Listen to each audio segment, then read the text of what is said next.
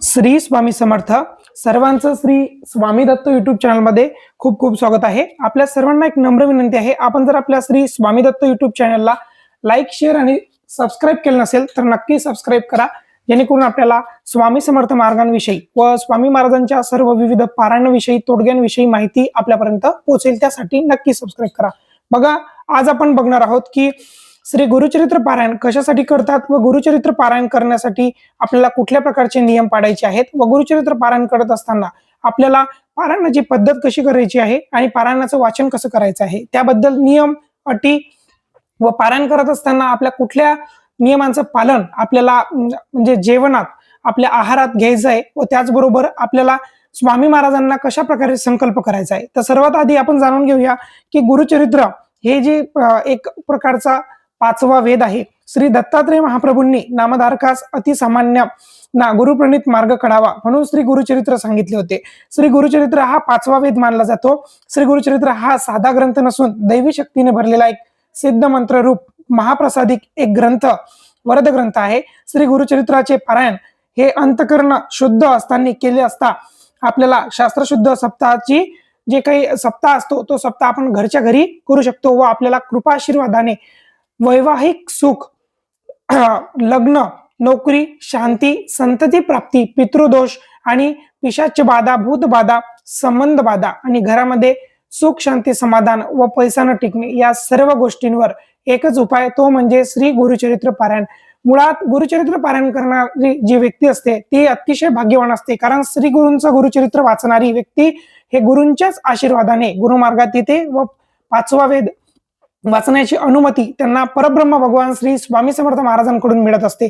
बघा, तुम्ही जर या सप्ताहात जर पारायण करत असाल किंवा अन्य वेळी सुद्धा आपल्या घरामध्ये जर श्री गुरुचरित्र पारायण करत असाल तर आपण धन्य समजा स्वतःला, कारण सहजासहजी आपल्याला हे पारायण करणं शक्य होत नाही, परंतु गुरूंची इच्छा जेव्हा असेल तेव्हाच हे पारायण करणं शक्य होते. बघा, श्री गुरुचरित्र पारायणाचे काही नियम आहेत ते आपण सर्वात आधी जाणून घेऊया. श्री गुरुचरित्र सप्ताह करताना प्रारंभ शक्यतो तो शनिवारी करावा व त्याची सांगता शुक्रवारी करावी, कारण शुक्रवार हा जो वार आहे हा श्री गुरु नृसिंह सरस्वती महाराजांचा निजानंदी लीन होण्याचा दिवस आहे. त्याचबरोबर श्री गुरुचरित्र वाचन करण्यापूर्वी आदल्या दिवशी आपल्याला शुक्रवारी म्हणजे शनिवारी पारायण स्टार्ट करायच्या आधी शुक्रवारी एक गाय व 4 कुत्रे यांना गव्हाच्या पोळीचे नैवेद्य खाऊ घालायचे आहेत. छोटे छोटे पोळी त्यांना खाऊ घालायचे आहेत.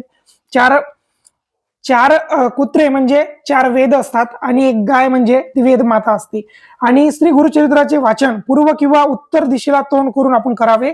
वाचन करण्यापूर्वी श्री दत्त महाराजांच्या फोटोला किंवा स्वामी महाराजांच्या फोटोला पोथीची पूजा करून 1 माळ गायत्री मंत्र, 1 माळ श्री स्वामी समर्थ महाराजांचा मंत्र व गणपती अथर्व शीर्ष वाचून पोथी वाचण्यास सुरुवात करावी. श्री गुरुचरित्र वाचन हे सकाळी पहाटे 3 ते सायंकाळी 4 या दरम्यान आपण कधीही करू शकता, परंतु त्याला काही एक नियम आहे की दुपारी 12 ते 12:30 ही वेळ दत्त महाराजांच्या भिक्षेची असल्यामुळे त्या वेळेत आपण गुरुचरित्र पारायण वाचन करू नये, कारण दत्त महाराज तिथे हजर नसतात, ते भिक्षेला गेलेले असतात.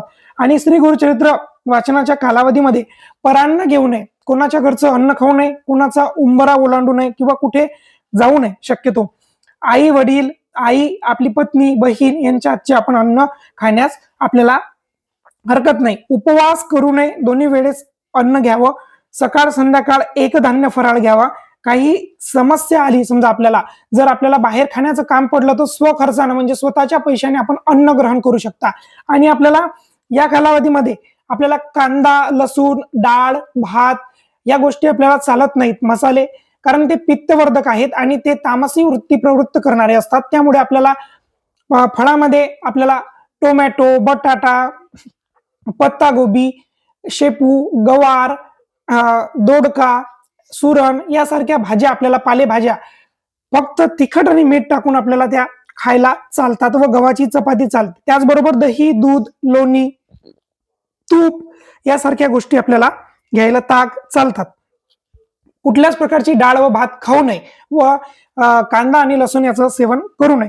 श्री गुरुचरित्र वाचनाच्या कालावधीमध्ये पुरुष जर वाचत असतील तर त्यांनी दाढी वाढवू नये, दाढी केस वाढवू नये किंवा वाढली असेल तर स्वतःच्या हाताने करावी, न्हाव्याकडे करू नये. या कालावधीमध्ये चामड्याच्या चपला, बेल्ट वापरू नये किंवा रबरी वापरावे म्हणजे साध्या वापरावे. गुरुचरित्र वाचनाच्या कालावधीमध्ये ब्रह्मचर्याचे कडकडीत नियम पाळावे. श्री गुरुचरित्र वाचनाच्या कालावधीमध्ये मृत शौच असणाऱ्यांच्या घरी जाऊ नये, अंत्यविधीला जाऊ नये, कारण आपलं पुण्य त्यांना जाते व आपल्याला पुण्य मिळत नाही व आपण ज्या हेतूने गुरुचरित्र करतात त्या गुरुचरित्राचं फळ आपल्याला मिळत नाही. आपल्याला जर कुटुंबात किंवा मृत शौच आला किंवा जनन शौच आला म्हणजे जन्म झाला किंवा आपल्याला सुतकृत्य आली, तर यामध्ये आपल्याला श्री गुरुचरित्र पारायण हे कोणाच्या तरी दुसऱ्या आडनावाची व्यक्ती तुमच्या सहवासातील तुमच्या जवळील व्यक्तीपासून हे पारायण पूर्ण करून घ्यावं, अर्धवट सोडू नये. कारण गुरुचरित्र हा 5वा वेद असतो. गुरुचरित्र वाचनाच्या कालावधीमध्ये मासिक पाळी विषयक शौच सांभाळावे म्हणजे स्पर्श होऊ देऊ नये. वेळोवेळी गोमूत्र शिंपडावे. सप्ताह कालावधीत रोज सकाळ संध्याकाळ श्री गुरुचरित्राच्या पोथीस आपण जो नैवेद्य खाऊ त्याचं ताट आपण महाराजांना नैवेद्य दाखवावा व रोज त्यांना आरती करावी व संध्याकाळी झोपण्यापूर्वी आपल्याला आपल्या हातामधून अनेक प्रकारचे किडा किटकूल मुंगी याच्यावर आपल्याला पाय पडतो व आपल्यापासून अलक्ष्य शब्द आपल्याकडून बोलल्या जातात किंवा आपल्याकडून निंदा झाल्या जाते. थोडक्यात काय तर या कालावधीमध्ये आपल्याला एक प्रकारचे नियम पाडायचे आहेत की कोणाची निंदा आपल्याच्यानं झाली नाही पाहिजेत. आणि एवढं जर झालं तर आपण आपल्या कपाडी जे पाप येईल ते पाप आपण कशा प्रकारे सांभाळायचं, त्यासाठी विष्णू सहस्त्रनामाचं स्तोत्र झोपण्यापूर्वी आपण युट्यूबवर ऐकावं किंवा पठण करावं. या प्रकारे आपण गुरुचरित्र पारायणाच्या संबंधित हे नियम पाडावेत. व बघा, गुरुचरित्र पारायण करत असताना आपण शनिवारपासून स्टार्ट केलं तर त्यामध्ये काय काय करायचं, तर पहिल्या दिवशी 1 ते 9 अध्याय आपल्याला वाचायचे आहेत गुरुचरित्र पोथीचे. दुसऱ्या दिवशी आपल्याला 10 ते 21 अध्याय वाचायचे आहेत. तिसऱ्या दिवशी 22 ते 29 अध्याय वाचायचे आहेत. चौथ्या दिवशी 30 ते 35 आणि 5व्या दिवशी 36 ते 38 आणि 6व्या दिवशी 39 ते 43 व 7व्या दिवशी 43 ते 53वा अध्याय अवतरणिका वाचून श्री गुरूंना आरती व नैवेद्य करून आपल्याला गुरुचरित्र समाप्त करायचंय. असं 7व्या दिवशी आपल्याला शुक्रवारी याची सांगता करायची. श्री गुरु सप्ताह हा 7 दिवसाचा पारायण या पद्धतीने करायचा असतो. परंतु जर तुम्हाला 21 दिवसात 3 पारायण करायचे असतील तर तुम्हाला 39 दिवसात 7 पारायण करता सुद्धा येतात. या प्रकारचे आपल्याला पारायण करता येतात. पारायणाच्या 8व्या दिवशी 7व्या दिवशी 8व्या दिवशी आपल्याला सांगता करायची असते. तर आपल्याला त्या दिवशी सकाळी 10:30 वाजता वाचन पूर्ण करून श्री दत्त महाराजांसाठी एक ताट काढायचं आहे नैवेद्य, श्री कुलदेवतेसाठी एक काढायचा आहे, एक नैवेद्य करायचा आहे मोठा, आणि त्याचबरोबर परब्रह्म भगवान श्री स्वामी समर्थ महाराजांसाठी एक नैवेद्य करायचा आहे व त्याचबरोबर गुरुचरित्र ग्रंथासाठी आपल्याला एक नैवेद्य करायचा आहे. अशा प्रकारे दत्त महाराज, कुलदेवी व स्वामी महाराज व गुरुचरित्र ग्रंथ यासाठी आपल्याला 4 नैवेद्य करायचे. 4 ताटामध्ये वरण भात भाजी पोळी, घेवड्याची आपल्याला शेंगा मिळत असतील तर त्याची सुद्धा आपण भाजी करू शकता व गोड पदार्थ पुरणाची पोळी केली तरी हरकत नाही, महाराजांना मिष्टान्न प्रिय आहे. अशा प्रकारे नैवेद्य करून स्वामी महाराजांची आरती, गणपतीची आरती, कुलदेवतेची म्हणजे दुर्गड भारी आरती व शंकराची आरती व दत्त महाराजांची आरती, अशा प्रकारे आपल्याला आरत्या म्हणायच्या आहेत आणि गुरुचरित्राची सांगता आपल्याला करायची आहे. व ग्रंथाला जो नैवेद्य आपण दाखवतो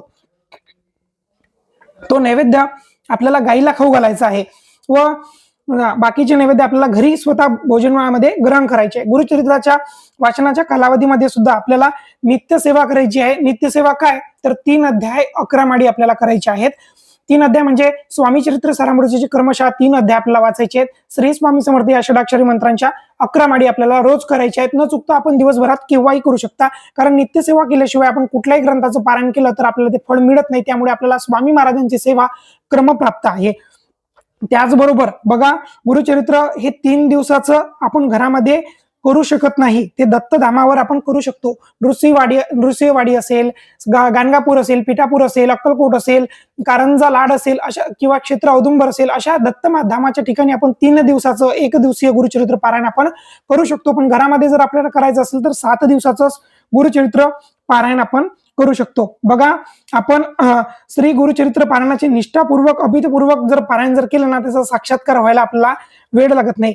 दुःखितांना, पीडितांना, वेगवेगळ्या प्रकारच्या शापितांना, असाध्य आजार झालेल्यांना, जारण मारण भानामती इत्यादी ग्रस्त असलेल्या, पितृदोष असणाऱ्यांना श्री गुरुचरित्र एकमेव साधन आहे. श्री गुरुचरित्र हे आपण स्वतःपुरते न ठेवता आपण इतरांपर्यंत हा व्हिडिओ जर पोहोचवला ना तर त्यांना सुद्धा गुरुचरित्र पारायण करण्याचे नियम सुद्धा माहिती पडतील आणि गुरुचरित्र पारायण कसं करतात हे सुद्धा माहिती पडेल. बघा, आदल्या दिवशी आपल्याला गाईला व 4 श्वानांना कुत्र्यांना आपल्याला जसे ज्या प्रकारे पोळी खाऊ घालायची आहे, चपाती, त्याचबरोबर आपल्या घरामध्ये आपल्याला स्वामी महाराजांना एक अखंड नारळ व्हायचंय आणि त्याचबरोबर दत्त महाराज केंद्रात मठात महाराजांना 2 नागवेलीची पाने, रुपया, सुपारी, तिथे अगरबत्ती, त्याचबरोबर दक्षिणा आपल्याला महाराजांना श्रीफळ अर्पण करायचं आहे आणि कशासाठी प्रार्थना करायची सांगायचं आहे व निर्विघ्नपणे पार पडू द्या यासाठी सुद्धा प्रार्थना करायची आहे. घराच्या आजूबाजूला खूप मंदिरं असतील, त्यातील मुख्य जे मंदिर आहेत त्या मंदिरांचा आपल्याला मान सन्मान म्हणजे तिथे एक नारळ व्हायचंय आणि आपल्या घरात जे ठेवलेलं जे नारळ असते, जे गुरुचरित्र पारायण करत असताना आपण जेव्हा नारळ ठेवतो ते नारळ आपल्याला 7व्या 8व्या दिवशी जेव्हा आपण गुरुचरित्र वाचन पूर्ण करतो त्या दिवशी फोडावं व त्याचा खोबरावडी किंवा खीर करून त्याचा प्रसाद घरातीलच सर्व सदस्यांनी ग्रहण करावा. अशा प्रकारचे गुरुचरित्राचे नियम व गुरुचरित्र पारायण करण्याची पद्धत आहे. आणि गुरुचरित्र पारायण करत असताना शक्यतो एकाच वेळी करावे. 7 दिवसही आपल्याला ज्यावेळी आपण केलं आज त्याच वेळी दुसऱ्या दिवशी करावं. अशा पद्धतीने आपण पारायण करावं. निष्ठा ठेवावी. स्वामी महाराज सर्वांचे प्रश्न सोडवतात आणि गुरुचरित्र पारायण करणाऱ्यांना नक्की अनुभव येतो. झालेली सेवा महाराज माऊलींचरणी अर्पण. श्री स्वामी समर्थ. श्री गुरुदेव दत्त.